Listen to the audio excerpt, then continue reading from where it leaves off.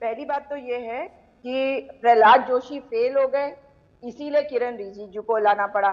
और किरण रिजिजू वो व्यक्ति हैं जिनका जुडिशियरी से हर बार हमने देखा आमना सामना होता था, कैसे कैसे वो बयान देते थे। तो अगर देखा जाएगा तो ये तो साफ हो गई बात कि किरण रिजिजू को इसीलिए लाया गया क्योंकि वो कॉन्फ्रंटेशनल है।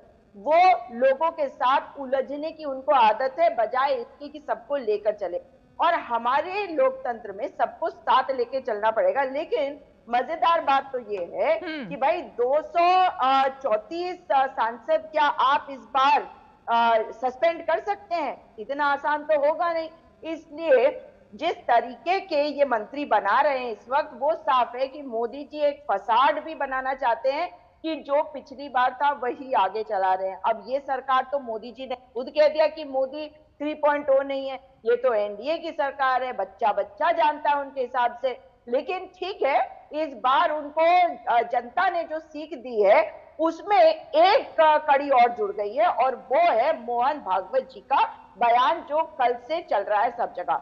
और कई चैनल्स पे तो बीजेपी वाले इस पर बात करने के लिए भी नहीं आ रहे हैं, तो डिबेट्स कैंसिल हो जा रही है। क्या कहा उन्होंने कहा मणिपुर की ओर ध्यान देने की जरूरत है। मणिपुर जल रहा है इतने समय से।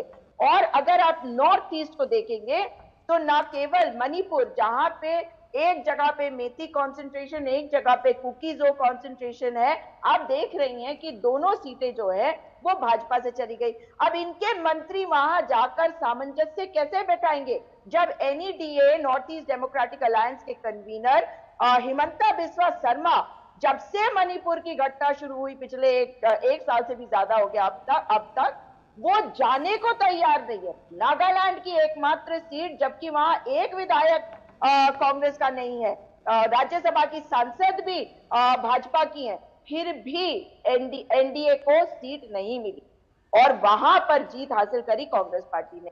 मेघालय में भी यही हुआ। तो नहीं, तो बहुत सारे एक मिनट सुजाता जी, कांग्रेस से तो प्रतिनिधित्व नहीं लिया जा सकता ना मेरे ख्याल से। पार्टी तो एनडीए की ही बनेगी।